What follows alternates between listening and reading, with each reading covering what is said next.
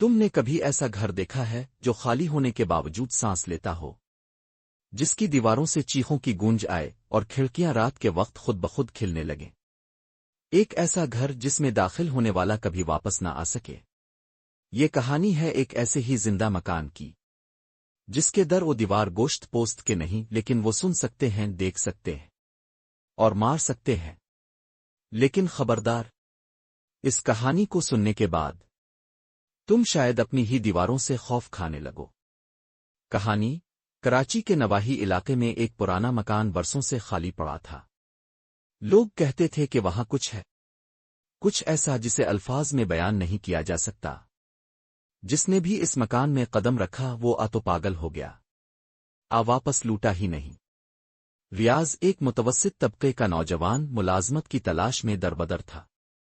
زندگی کی تھکن سے چور وہ ہر جگہ قسمت آزمائی کر چکا تھا۔ ایک دن اسے اپنے ایک دوست سے معلوم ہوا کہ اس مکان کو کرائے پر دیا جا رہا ہے اور کرایہ نہ ہونے کے برابر ہے۔ بس ایک شرط تھی کہ وہاں کوئی شور نہ مچائے اور سورج غروب ہونے کے بعد کمرے سے باہر نہ نکلے۔ ریاض کو لگا یہ محض دیہاتی کہانیاں ہیں اور شاید یہ سب افواہیں مکان کے سستے کرائے کی وجہ ہے۔ اس نے مکان دیکھنے کا فیصلہ کیا۔ جب وہ وہاں پہنچا تو سورج غروب ہو رہا تھا۔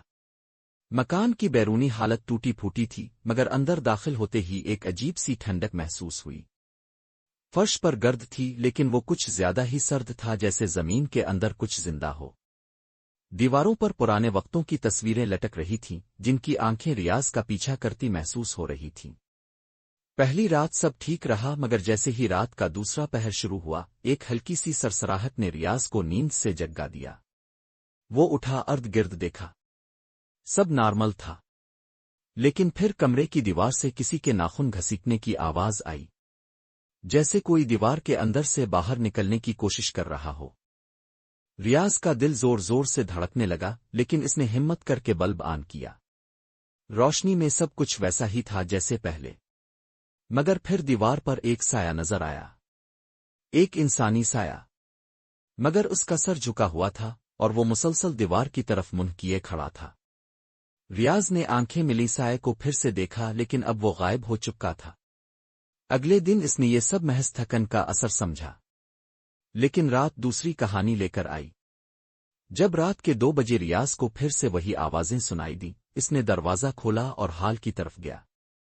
وہاں اسے ایک پرانا لالٹین جلتا ہوا نظر آیا جو اس نے کبھی نہیں خریدا تھا، اور اس کے نیچے بیٹھا تھا ایک بچہ جو مسلسل زمین پر انگلی سے کچھ لکھ رہا تھا۔ جب ریاض نے قریب جا کر دیکھا تو وہ الفاظ تھے، مت جا، وہ آ رہا ہے۔ ریاض پیچھے ہٹا اور جیسے ہی مڑا، ایک کالا سایہ اس کے بالکل پیچھے کھڑا تھا، بغیر نکھوں والا، لمبا سا۔ اس کے منہ سے کوئی آواز نہ نکلی، بس ایک سرد سانس اس کے چہرے سے ٹکرائی اور وہ بے ہوش ہو گیا۔ صبح جب ہوش آیا تو سب کچھ ویسا ہی تھا، لیکن اس کے بازو پر ناخنوں کے نشان تھے، جیسے کسی نے بری طرح پکڑا ہو۔ اسی دن ریاض نے فیصلہ کیا کہ وہ مکان چھوڑ دے گا، لیکن جیسے ہی اس نے دروازہ کھولا، باہر صرف اندھیرا تھا۔ دن کے وقت بھی سورج جیسے غائب ہو گیا ہو، اور باہر گلی میں ہر طرف دھند سی پھیلی تھی۔ ریاض نے گھر کے اندر واپس جانا چاہا، لیکن دروازہ بند ہو چکا تھا۔ اچانک چھت سے ایک زنجیر نیچے گری اور ایک خوفناک آواز آئی، تو اندر آ گیا ہے، اب تو باہر نہیں جا سکتا۔ اب ہر رات ریاض دیواروں سے باتیں کرتا ہے۔ وہ کہتا ہے، یہ مکان زندہ ہے، یہ سانس لیتا ہے، اور یہ کھاتا بھی ہے انسانوں کو۔ اس کی آنکھیں سوجی ہوئی سرخ اور چہرے پر خراشیں ہیں۔ وہ اپنے ناخنوں سے دیواروں پر لکھتا رہتا ہے، زندہ مکان، زندہ مکان۔ کچھ لوگ کہتے ہیں اگر تم اس مکان کے قریب سے گزرو تو تمہیں کسی کی مدھم سی آواز سنائی دے گی، مجھے باہر نکالو۔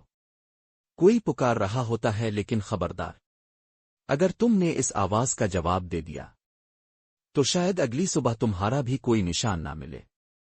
اگر تمہیں یہ دل دہلا دینے والی کہانی پسند آئی تو علم کی روشنی کو ابھی سبسکرائب کرو، کیونکہ یہاں تمہیں ملیں گی ایسی کہانیاں جو نیندیں اڑا دیں اور تمہیں تاریکی سے ڈرا دیں۔